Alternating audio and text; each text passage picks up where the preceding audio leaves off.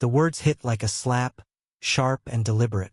"You're lucky we include you," my mother said, her lips curling into a smirk as she sipped her mimosa.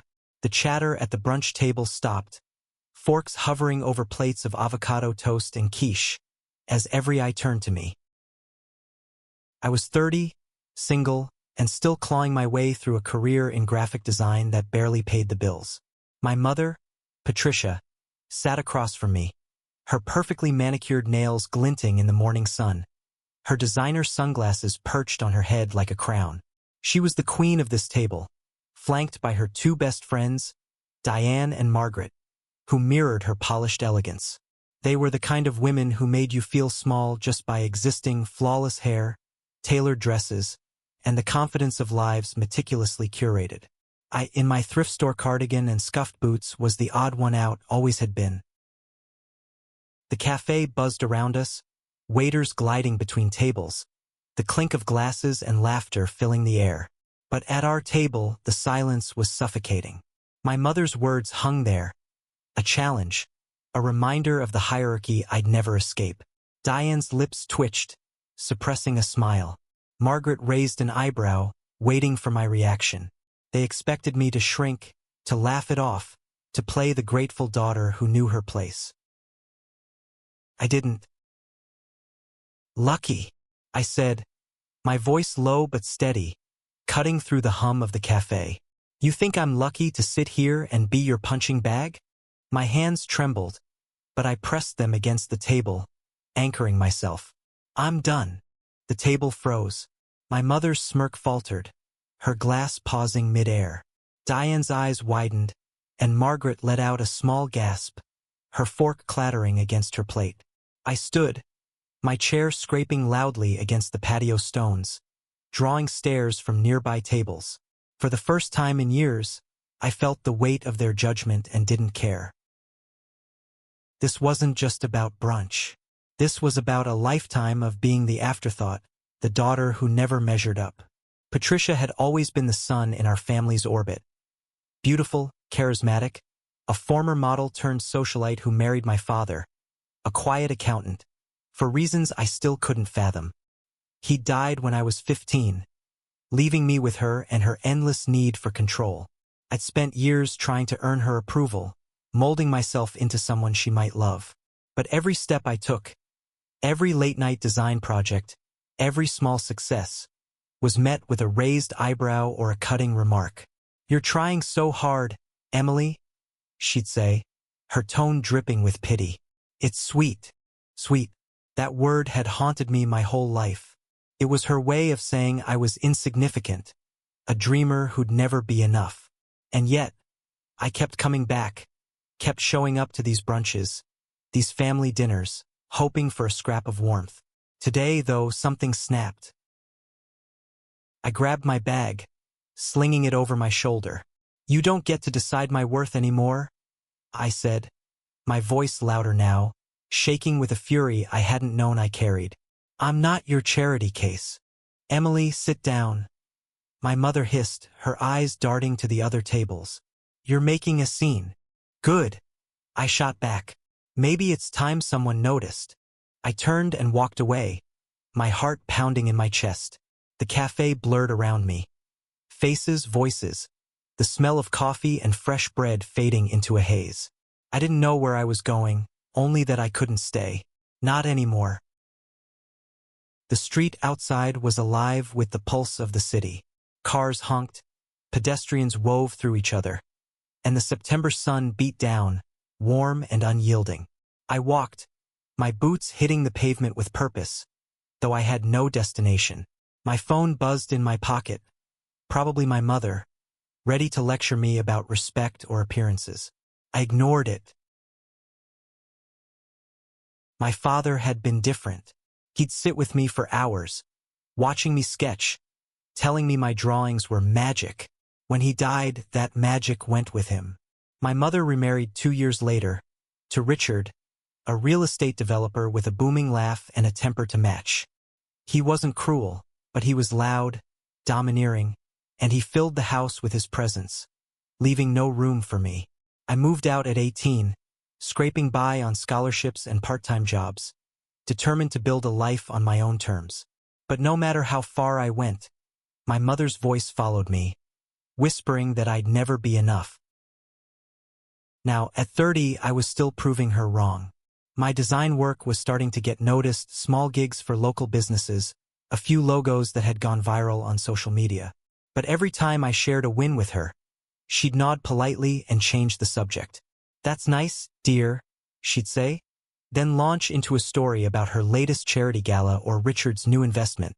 I was an accessory in her life, nothing more. My phone buzzed again, insistent. I pulled it out, expecting her name, but it was my brother, Tom.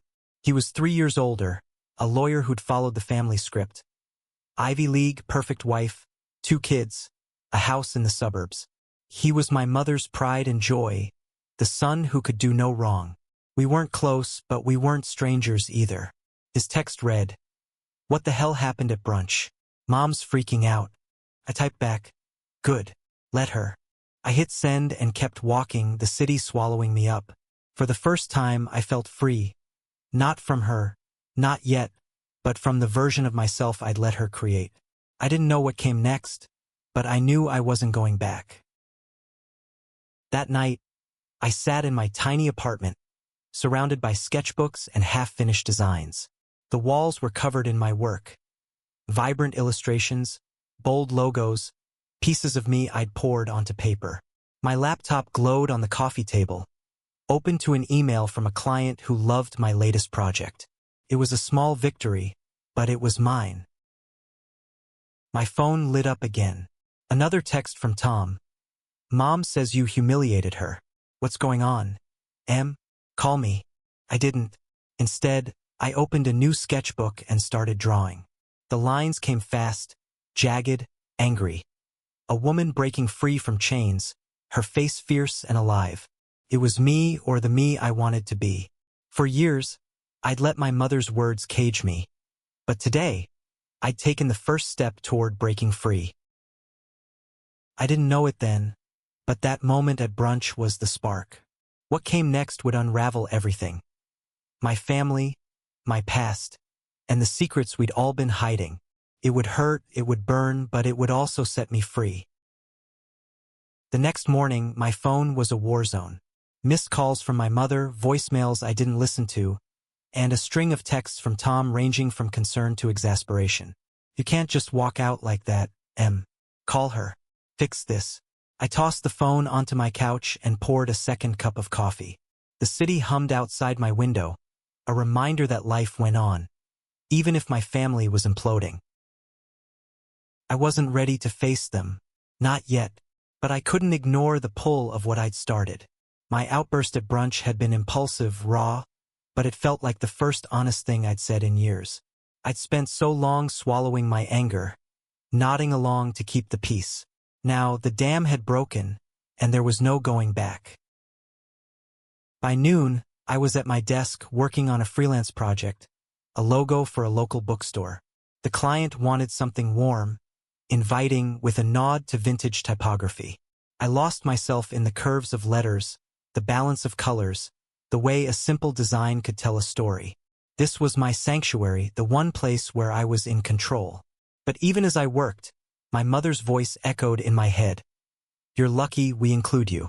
The words stung, not just for their cruelty but for how they'd exposed the truth I'd always known. I was never truly part of her world. Around 3 p.m., my buzzer rang. I froze, pencil hovering over my sketchpad. No one visited me unannounced. My apartment was a shoebox in a scrappy part of town, far from the manicured suburbs where my mother and Tom lived. I set the pencil down and checked the intercom. Tom's face stared back at me through the grainy camera, his jaw tight. "Let me up, he said, his voice clipped. I buzzed him in, my stomach twisting.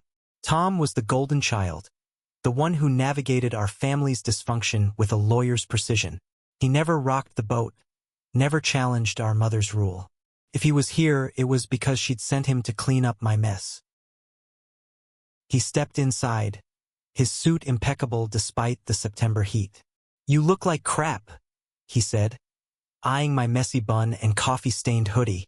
What the hell was that yesterday? I crossed my arms, leaning against the counter. What was it? Me finally standing up for myself. You should try it sometime. His eyes narrowed. You think you're the only one who deals with her? I've been putting up with mom's crap my whole life. But I don't make a scene in front of her friends. Maybe you should. I shot back. Maybe then she'd stop treating us like props in her perfect little life. Tom sighed, running a hand through his hair. He looked tired, older than his 33 years. You don't get it, Em. She's not going to change. You either deal with it or you don't. But blowing up like that, you're just making it harder for yourself. I laughed, bitter and sharp. Harder for me? She's the one who humiliated me in front of her cronies. You heard what she said. Yeah, I heard. He hesitated, his gaze softening. It was harsh, but you know how she is. She says things without thinking. No, Tom. She says things to keep me in my place. I turned away, staring at the sketches pinned to my wall. I'm done letting her. He was quiet for a moment, the only sound the hum of the refrigerator. Then he said, She's worried about you, you know? She thinks you're spiraling. I spun around, incredulous. Worried? She's worried about her image, not me. She's probably freaking out because I embarrassed her in front of Diane and Margaret. Tom didn't argue. He knew I was right. Instead, he pulled out his phone and showed me a text from our mother. Talk to your sister. She's out of control. Fix this before Richard hears about it. Richard. The mention of his name sent a chill through me. My stepfather wasn't a monster, but he had a temper, and he hated anything that disrupted his carefully ordered world. If my mother was keeping this from him, it meant she was rattled. More than I'd realized. What does she want from me? I asked, my voice quieter now. An apology? For me to crawl back and pretend nothing happened? Tom shrugged. Probably, but I'm not here to make you do anything. I don't want you to cut us off, Em. You're my sister. His words caught me off guard. Tom and I had never been close, not really. He'd been away at college when our father died, and by the time he came back, I was already pulling away from the family. But there was something in his voice now, something raw, almost pleading. For the first time, I wondered if he felt as trapped as I did. I'm not cutting you off, I said finally, but I'm done playing her game. If she wants to talk, she can come to me. No more brunches. No more performances. He nodded, but I could see the doubt in his eyes. He didn't believe she'd come. Neither did I. That evening, I went for a walk to clear my head. The city was alive with lights, the air crisp with the first hints of fall. I ended up at a small park near my apartment, where I sat on a bench and watched kids chase each other around a playground. Their laughter was a stark contrast to the knot in my chest. I thought about Tom's visit, about the text from our mother. Fix this before Richard hears about it. Why was she so afraid of Richard finding out? He'd always been the enforcer in our family, the one who kept things in line when my mother's charm wasn't enough. But there was something else there, something I couldn't quite grasp. I pulled out my phone and opened my mother's contact. My thumb hovered over the call button, but I couldn't bring myself to press it. Instead, I texted Tom. What's Mom hiding from Richard? His reply came almost instantly. Don't go there, Em. Just let it go. But I couldn't. Not anymore. Tom's text gnawed at me all night. Don't go there. It was the kind of warning that only made me more curious. By morning, I was restless, pacing my apartment, my sketchbook untouched. I needed answers, but I didn't know where to start. My mother wasn't going to confess anything, and Tom was clearly dodging. That left Richard, or the possibility of digging into something I wasn't sure I wanted to find. I decided to start small. I called my cousin, Sarah, the only person in our extended family who didn't worship at my mother's altar. Sarah was 35, a no-nonsense nurse who'd moved across the country to escape the family drama. We weren't close, but we'd always understood each other. Two outsiders in a family obsessed with appearances. Hey, she answered, her voice warm but tired. Heard you went nuclear at brunch. You okay? I laughed, a little of the tension easing. Yeah, I'm okay. Just done. You know how she is. Oh, I know. Sarah paused, and I could hear the clatter of dishes in the background. What's going on? You don't call just to chat. I hesitated, then dove in. Something's off. Mom's freaking out about Richard finding out I walked out. Tom told me to drop it, but I don't know. It feels like there's something bigger going on. Sarah was quiet for a moment. You sure you want to poke that bear? Patricia's got a lot of skeletons, and Richard's not exactly Mr. Transparent either. I need to know, I said. I'm tired of being in the dark. She sighed. All right. Look, I don't have details, but I heard something a while back from my mom. Something about Richard and some shady business deals. Patricia was covering for him, making sure no one asked too many questions. You might want to start there. Shady how? I pressed. No idea. Mom clammed up when I pushed. But if Patricia's worried about Richard, it's probably because she's protecting something. Or someone. I thanked her and hung up, my mind racing. Richard had always been a larger-than-life figure. Booming voice, expensive suits, a man who filled every room he entered. He'd built a real estate empire, flipping properties and developing luxury condos. But shady? That was new. And if my mother was covering for him, what did that mean for our family? I spent the afternoon digging online. Richard's name pulled up the usual. Articles about his developments, photos of him and my mother at charity galas, glowing profiles in business magazines. But there were hints of something else. Forum posts about zoning disputes, whispers of lawsuits quietly settled. Nothing concrete, but enough to make me wonder. By evening, I was exhausted but determined. I texted Tom again. What's Richard hiding? And why's Mom so scared of him finding out about me? This time, he didn't respond. The next day, I did something I hadn't done in years. I went to my mother's house. It was a sprawling colonial in the suburbs, all white columns and manicured lawns. I'd avoided it since moving out, but if I wanted answers, this was the place to start. I rang the bell, my stomach in knots.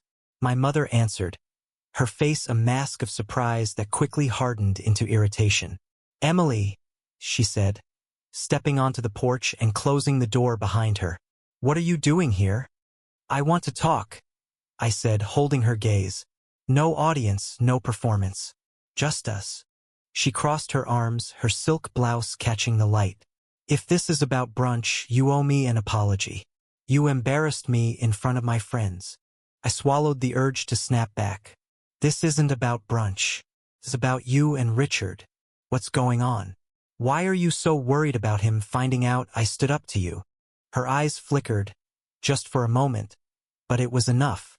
You're being ridiculous, she said, but her voice was too tight, too controlled. Richard has nothing to do with this. Then why's Tom telling me to drop it?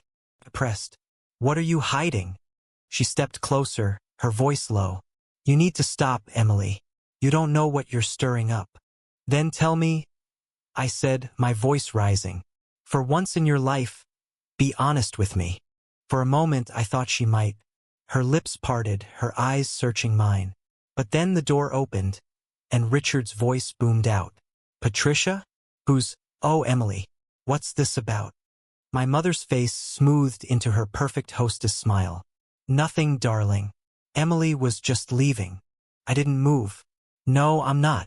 I want answers. Richard's eyes narrowed, his presence filling the porch. Answers about what? I held his gaze, my heart pounding. About you. And whatever you're hiding that's got Mom so scared. The air went still. My mother's smile vanished, and Richard's jaw tightened. For the first time, I saw something in his eyes. Anger, yes, but also fear. The tension on the porch was a living thing, thick and heavy, wrapping around us like a storm about to break. Richard's eyes bored into mine, his broad shoulders blocking the doorway, while my mother stood frozen. Her hands clasped so tightly her knuckles were white. I'd never challenged them like this, never stood my ground in their perfect, controlled world. But I wasn't backing down now. "Emily," Richard said, his voice low and edged with warning. "You're treading on dangerous ground. Go home." "No," I said, my voice steady despite the tremor in my hands. "I'm done being kept in the dark. What's going on? Why's Mom so afraid of you finding out about me?" My mother let out a sharp laugh. Too high, too forced. "Afraid? Don't be absurd. You're blowing this out of proportion." But Richard didn't laugh. His gaze flicked to her, then back to me, and I saw it again, that flash of fear buried under his usual bluster. "You've got no business digging into things you don't understand," he said. "This is a family matter." "Exactly," I shot back. "I'm family. So why am I always on the outside?" He opened his mouth, but my mother cut in, her voice sharp. "Enough, Emily. You're upset about brunch, fine. But this is childish. Go home and cool off." I ignored her, keeping my eyes on Richard. "What are you hiding? Something about your business? Deals gone wrong? Lawsuits?" His face darkened, and for a moment, I thought he might explode. But then he stepped back, his shoulders relaxing just enough to seem deliberate. "You've been reading too many conspiracy theories," he said, his tone almost amused. "I'm a businessman, nothing more." "Then why's Mom protecting you?" Pressed. "What's she covering up?" Patricia's face went pale, her lips pressing into a thin line. "That's enough," she snapped, stepping between us. "You're leaving. Now." But I saw it. The crack in her facade, the way her eyes darted to Richard, seeking his approval, his protection. It was the same look she'd given him for years, the one that said she'd do anything to keep his world intact. And suddenly I understood whatever they were hiding, it wasn't just about Richard. It was about her, too. I turned and walked down the steps, my heart racing but my resolve unbroken. "This isn't over," I called over my shoulder. "I'm going to find out." Back in my apartment, I couldn't sit still. My sketchbook lay open, but the lines I drew were chaotic, unformed. My mind was too full of Richard's guarded eyes, my mother's panic, Tom's cryptic warnings. I needed more than whispers and hunches. I needed proof. I opened my laptop and dove deeper into Richard's business.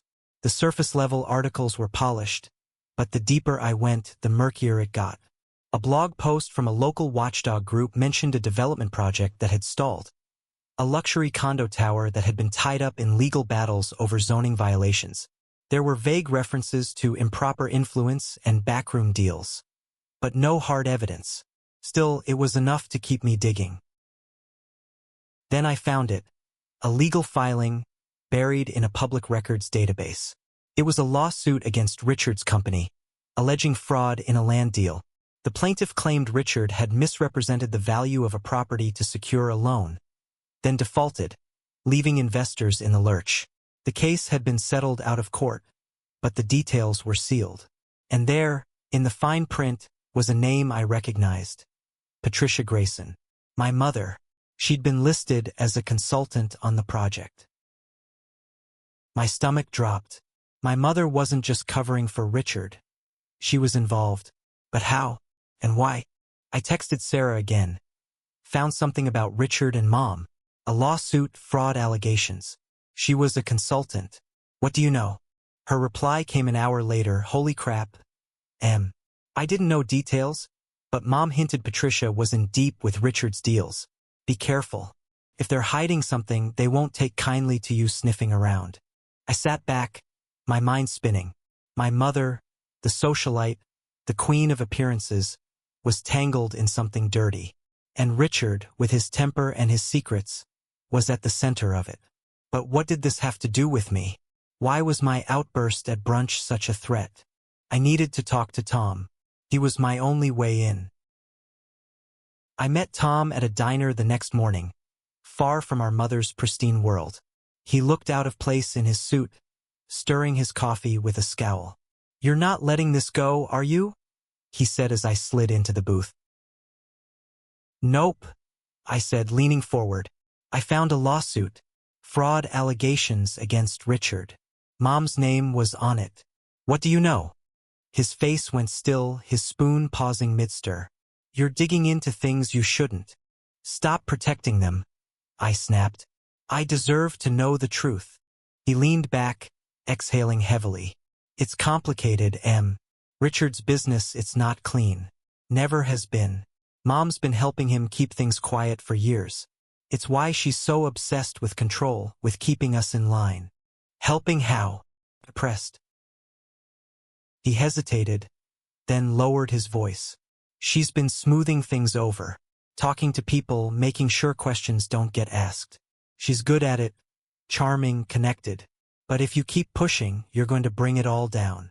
I stared at him, the pieces clicking into place. My mother wasn't just a bystander. She was complicit. And my outburst at brunch, my defiance, was a crack in the facade she'd worked so hard to maintain.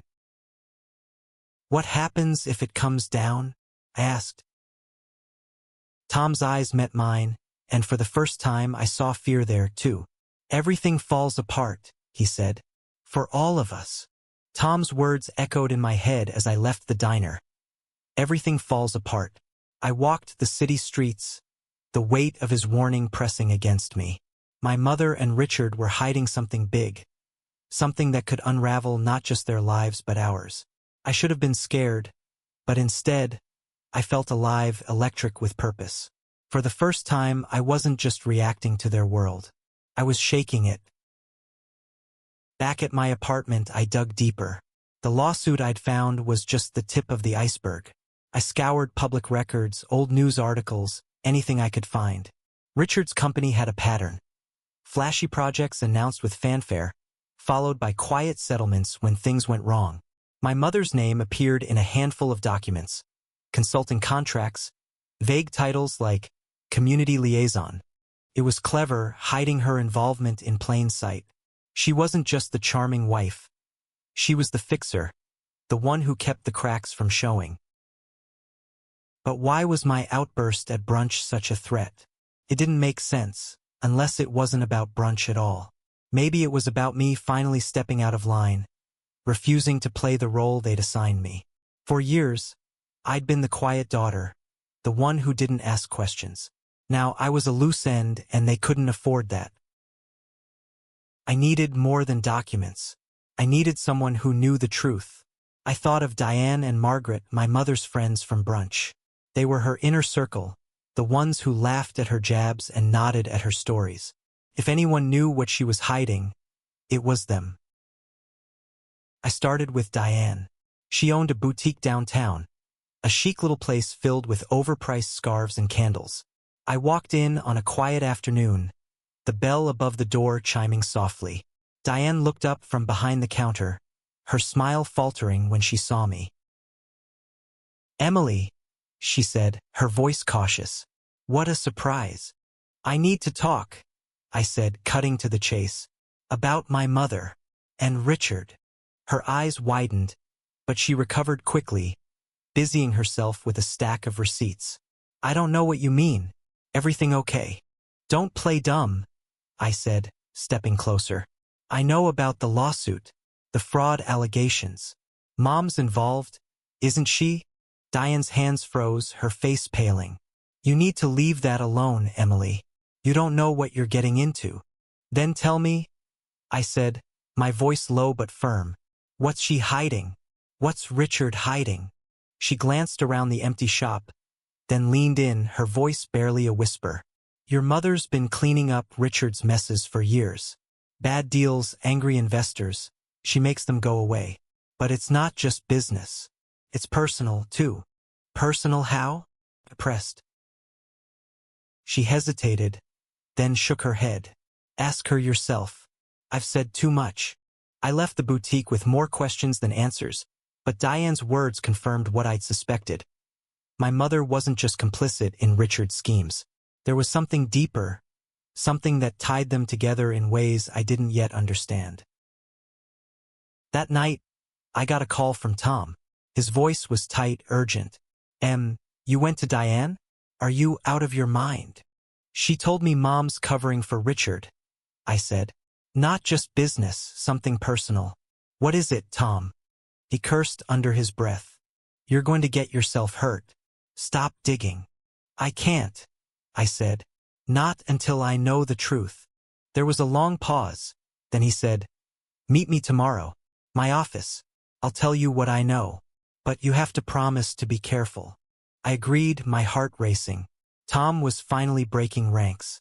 Whatever he knew, it was big enough to scare him, and that scared me. The next day, I sat across from Tom in his sleek law office, surrounded by glass walls and expensive furniture. He looked exhausted, dark circles under his eyes. You're not going to like this, he said, leaning forward. But you deserve to know. He took a deep breath, then started. Richard's been cheating on Mom for years. She knows, but she stays because of the money, the lifestyle. She's been covering for him. Not just his business deals, but his affairs. Making sure no one talks, no one finds out. I stared at him, my mind reeling. Affairs? Plural? He nodded. It's been going on since before they got married. Mom's been paying people off, keeping them quiet. That's why she's so obsessed with control. If one thing slips, it all comes crashing down. I felt sick. My mother, the woman who'd spent my whole life preaching perfection, was living a lie. And Richard, the man who'd filled our house with his booming presence, was a fraud in every sense of the word. But what does this have to do with me? I asked. Why is she so scared of me stirring things up? Tom's eyes darkened. Because you're not just her daughter. You're a reminder of everything she's trying to hide. And if you keep pushing, you might uncover something she can't control. I leaned back, my mind racing. A reminder of what? My father? My childhood? Or something else entirely? What aren't you telling me? I asked. He looked away, his jaw tight. There's more, but I need time. Just don't do anything rash. Not yet. I left his office with a fire in my chest. My mother's perfect world was a house of cards, and I was about to pull the first one. Tom's revelation hit me like a tidal wave. My mother, the untouchable Patricia, was not only complicit in Richard's shady business, but also his serial infidelity. She'd built her life on lies, and I was a threat to that fragile empire. But what did Tom mean by me being a reminder? The question burned, driving me to keep digging, even as fear crept in. I was in deeper than I'd ever intended, but there was no turning back. I spent the next day piecing together what I knew. My mother's role as Richard's fixer, the lawsuits, the affairs. It all pointed to a web of secrets she'd spent years maintaining. But there was something else, something Tom wasn't saying. I needed to confront her, but not on her terms, not in her house with Richard looming. I needed neutral ground. I texted her, meet me at the park near my place. Tomorrow 2 p.m. Just you and me. Her reply came hours later, fine. But this better be worth my time. The park was quiet when I arrived, the afternoon sun filtering through the trees. I sat on a bench, my sketchbook in my lap, though I hadn't drawn a line. My mother appeared right on time, her heels clicking on the path, her face a mask of controlled irritation. She sat beside me, smoothing her skirt, and said, "All right, Emily, what's this about?" "No games," I said, turning to face her. "I know about Richard's affairs. I know you've been covering for him. And I know about the business deals, the lawsuits. What I don't know is why you're so scared of me." Her face didn't change, but her eyes flickered, betraying her. "You've been talking to Tom," she said, her voice cold. "He shouldn't have said anything." "He didn't tell me everything," I said. "But he said enough. You've been lying to me my whole life." "Why?" She looked away, her hands clasped tightly in her lap. For the first time, I saw her not as the untouchable queen but as a woman caught, cornered. "You don't understand," she said finally. "Everything I've done for this family." "For the family?" I laughed, bitter. "You've done it for yourself, for your image, your lifestyle. You let Richard walk all over you, and you made me feel like nothing to keep it all together. Her head snapped up, her eyes blazing. You think you know everything, don't you? You have no idea what I've sacrificed. Then tell me, I shouted, my voice echoing through the park. A jogger glanced our way, but I didn't care. Stop hiding and tell me the truth. She stood, her composure cracking. You want the truth? Fine. You're not just a reminder of my failures, Emily. You're proof of them. I froze, her words slicing through me. What does that mean? She took a shaky breath, her eyes glistening. Your father, he wasn't the saint you think he was. He had his own secrets. And you're the result of one of them. The world tilted. What are you saying? She looked at me, her voice barely above a whisper. You're not Richard's daughter. And you're not entirely mine either. The words hit like a physical blow, knocking the air from my lungs. I stared at her, my mind scrambling to make sense of it. Not yours? Then whose? Your father had an affair, she said, her voice breaking. When I was pregnant with Tom. I didn't find out until years later when you were born. He begged me to raise you as my own, and I did. But every time I look at you, I see her. His mistress. Couldn't breathe. My whole life I'd thought I was the problem, the daughter who didn't fit. But it wasn't about me. It was about her guilt, her shame, her need to control the narrative. Who was she? I managed to ask. She's gone, my mother said, her voice flat. Died years ago. I made sure no one knew. Not Tom, not Richard. But you've always been a reminder of what I couldn't hold together. I stood, my legs shaking. So you punished me for it. All these years, you made me feel worthless because of his mistake. She didn't deny it. She just looked at me, tears streaming down her face. And for the first time, I saw her not as my mother but as a woman broken by her own choices. I stumbled back to my apartment, my mind a storm. My father, the one person I'd thought loved me unconditionally, had lied. My mother had raised me out of obligation, not love. And Richard, Tom, the whole family, they were built on secrets I'd never been meant to uncover. I didn't sleep that night. I sat at my desk, staring at the sketches on my wall, the pieces of myself I'd poured into my art. They felt like lies now, too. Who was I if not their daughter?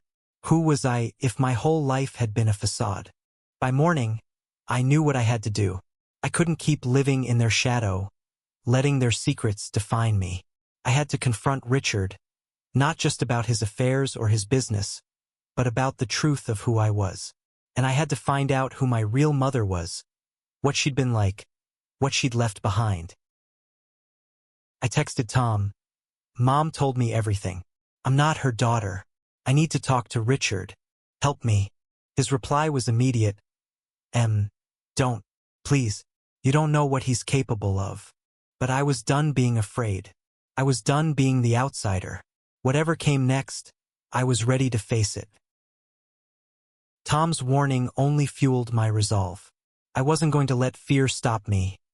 Not from Richard, not from the truth.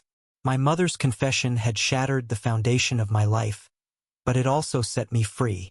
I wasn't theirs to control anymore. I was done being the shadow in their story.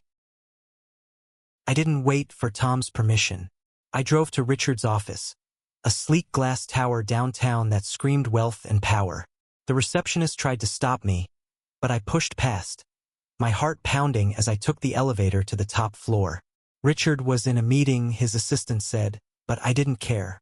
I barged in, interrupting a room full of suits who stared at me like I was a ghost. Emily, Richard said, his voice calm but edged with irritation. This isn't the time. It's the only time, I said, standing tall despite the tremor in my legs. I know everything. About your affairs, your deals, and about me. I'm not Patricia's daughter. I'm not yours either. Who was my mother? The room went silent, the men around the table exchanging glances. Richard's face hardened, but he waved them out. Leave us, he said, and they scurried like rats. When we were alone, he leaned back in his chair, his eyes cold. "You've been busy," he said. "What do you think you know? I know you've been cheating on Mom for years," I said, my voice steady.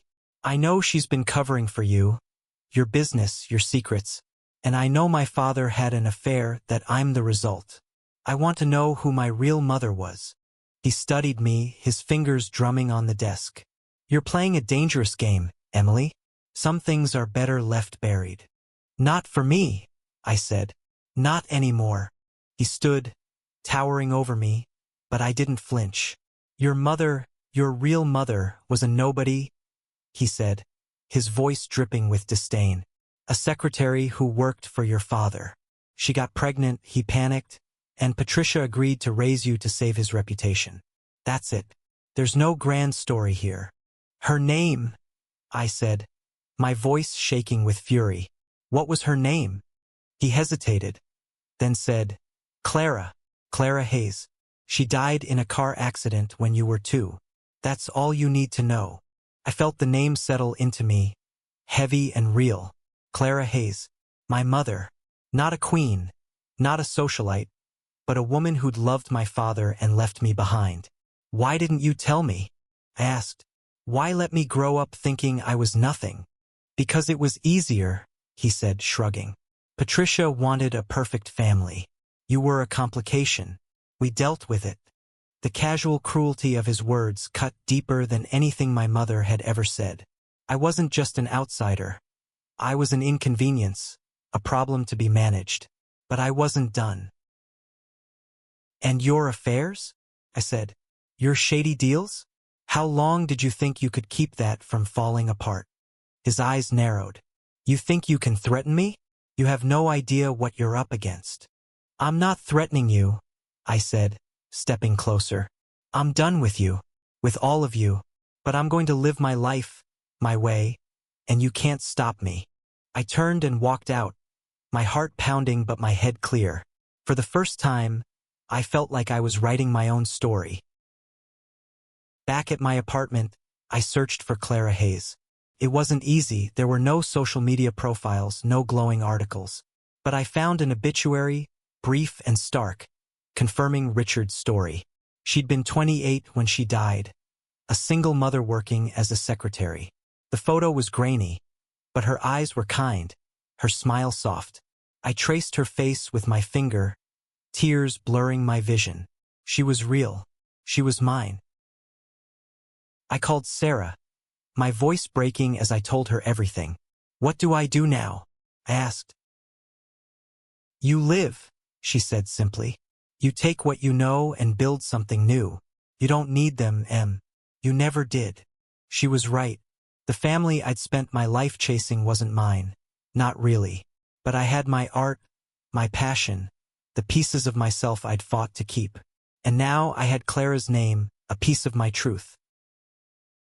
A week later, I stood in front of a small crowd at a local gallery, my first solo exhibition. My designs filled the walls, vibrant, bold, unapologetically me. Tom was there, standing quietly in the back, a hesitant smile on his face. My mother and Richard didn't come. I didn't expect them to. As I spoke to the crowd, thanking them for coming, I felt Clara's presence, like a whisper in my heart. I wasn't just Emily, the unwanted daughter. I was Emily, daughter of Clara Hayes, an artist, a fighter, a woman who'd found her voice. My mother's words at brunch had been meant to break me, but they'd done the opposite. They'd set me free. And as I looked out at the faces in the gallery, I knew this was just the beginning. I changed everything, not just for me, but for the family I'd left behind. Their secrets couldn't hold me anymore.